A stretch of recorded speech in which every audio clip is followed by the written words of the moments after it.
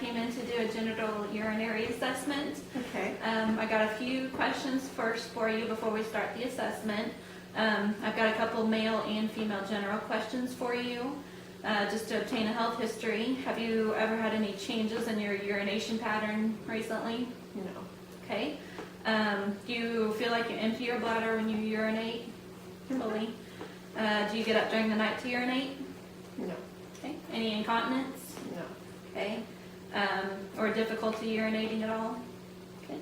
Have you had a recent urinalysis or any blood work evaluating your kidneys, No. kidney function? And have you gained any weight gain recently? No.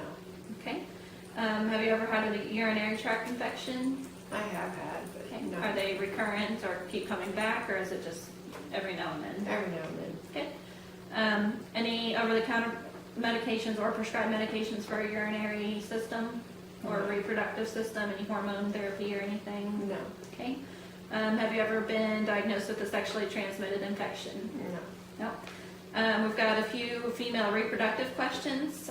Tell me about your menstrual cycle, or if you have one. Yeah, they're regular. They're normal. About a week long. Okay. When was your very first one?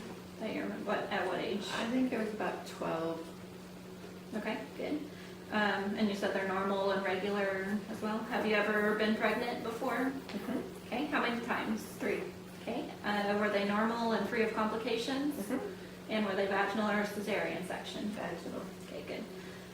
We've also got male assessment questions. If I had a male patient, I can ask him if we have any pain in his penis or scrotum, how often he performs a testicular self-exam, or has he ever been diagnosed with erectile dysfunction. We've got onto the female assessment. We have a urinary system, which consists of inspection, palpation, percussion, and auscultation as well.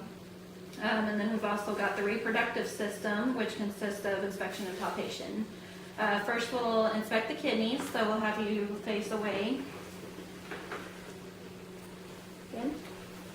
The kidneys lie in the costal intervertebral, like in between your vertebrae, in between the rib cages up on the flanks, which is on the side.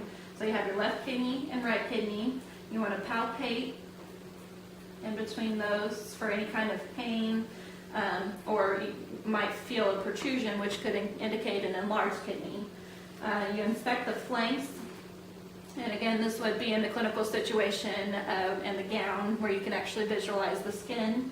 You can palpate, inspect the flanks for symmetry, color, contribution, and then also you can percuss off with a blunt technique over the kidneys. So you want to put your hand down to protect the kidney and do a light palpation. Do you feel any pain? No. Good. Okay, we're going to assess your bladder, so go ahead and lay flat or supine on your back.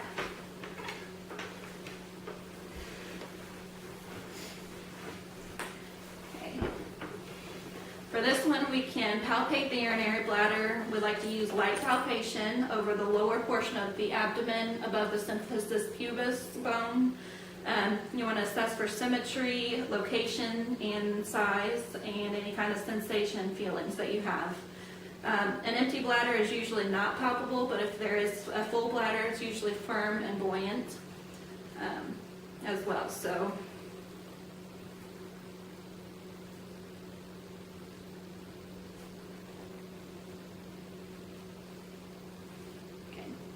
okay, you go ahead and take or sit up again on that one if you'd like. We can also do the rest of it here is just going to be discussion, because we have a reproductive system assessment. So the patient would be placed in lithotomy position, which is supine with legs flexed. You want to inspect their pubic hair. Normal contribution would be an inverted triangle shape of growth hair. You can inspect the labia majora for a full rounded appearance in the center of the structure. Inspect the labia minora for a smooth, pink, moist surface.